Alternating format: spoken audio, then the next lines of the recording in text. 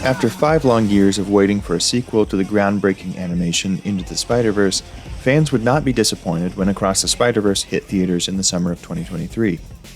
But alongside the fun yet profound story, the innovative release strategy for this movie might hold a key not only for the future of this franchise, but for the future of cinema altogether. Sony somehow managed to outdo itself in the art department once again, pushing artistic boundaries even further with mixtures of different animation styles, frame rates, and even fun live-action additions. They pulled out all the stops with running watercolor paint animation, 14th century sketch animation, and even over 200 different Spider-Man multiverse variants on screen. A Spider-Man variant even made it into development of a Spider-Man toy being held by a kid's hand. Then there was a rumor. Some people were remembering scenes and dialogue from the movie differently. It could have been easy to pass off as the Mandela effect, but it just kept on happening. Then as the movement grew and more reports kept trickling in, it was confirmed. Sony had released different versions of the movie across theaters. This was a bizarre but fun revelation, like its own Easter egg hunt, and multiple versions of the movie played perfectly into the theme of a Spider-Man multiverse. But all the fun aside, here's how it might hold a key to the future of cinema. Ever since the advent of streaming, and among the dominance of tentpole blockbusters, there's been less and less room for smaller and middle-budget films. Studios would rather drop a giant pile of cash for the next summer hit, rendering the medium-budget dramas like A Few Good Men or Good Will Hunting nearly extinct. Matt Damon explains it well here. Well, so what happened was the DVD was a huge part of our business, of our revenue stream, and technology has just made that obsolete. And so the movies that we used to make, you could afford to not make all of your money when it played in the theater because you knew you had the DVD coming behind the release, and 6 months later you'd get a whole nother chunk. It would be like reopening the movie almost. And when that went away, that changed the type of movies that we could make.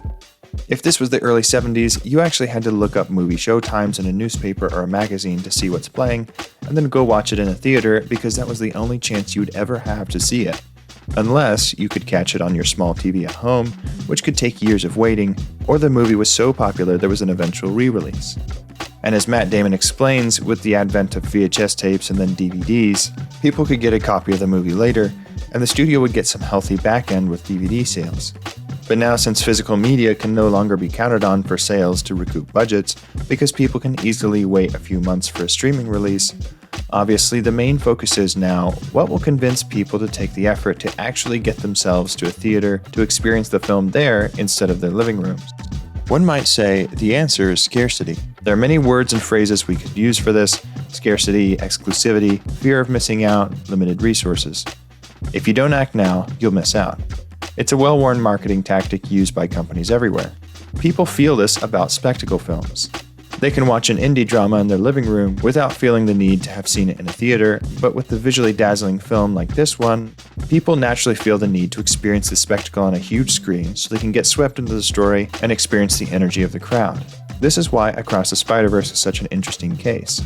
By releasing different versions of the movie, even if the differences were slight, it creates a unique, exclusive experience. With this strategy, suddenly core fans might want to go see it a few times at different theaters before the movie leaves theaters, and they'll never see some of these alternative scenes ever again.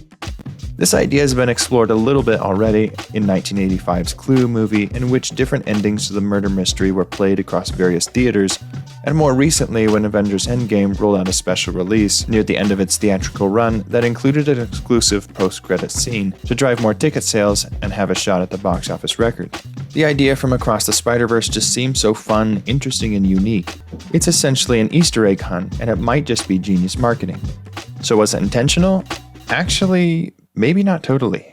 In my research, I came across an animator that worked on the film, and this artist claims that for the theatrical release, it was a case of fixing things last minute, and that the premiere still had unfinished minuscule details, which they patched as the theatrical run went along.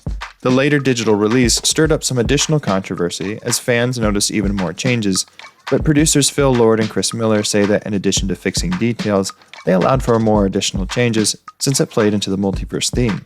The result made for tons of additional free media attention and advertising. This specific idea isn't quite the perfect answer for the disappearing lower and mid-budget drama, as it requires an already existing passionate fan base such as that of a comic book movie, but the general premise is what counts, creating an exclusive theatrical experience. Across the Spider-Verse is also an interesting milestone in breaking down the audience-studio barrier. As the internet continues to connect audiences to studios more than ever before, it's fascinating to see examples like Preston Matanga, a 14-year-old from Toronto who made an animated Lego recreation of the Across the Spider-Verse trailer. After the producers of Across the Spider-Verse came across it, it landed Preston a job of animating a Lego Spider-Man sequence in the actual film itself. Similar to this example is the YouTuber Shamook, whose deepfakes he created by himself bested Disney's own deepfake de-aging work in the Mandalorian TV show, leading Disney to hire him for deepfake work in subsequent shows. It's occurrences like these that would have been impossible 30 years ago, and it'll be interesting to see how studios continue to interact with fans and fan feedback in the future. Ultimately, seeing interesting cases like Spider-Verse makes me excited to see what the future holds when it comes to finding new and innovative ways to get audiences back into theaters for all types of films. So I want to know what your thoughts are. What kind of unique, exclusive experience do you think theaters could create for smaller dramas and other films to encourage audiences to get in theaters and not just wait for streaming? I'd love to foster a discussion in the comments below.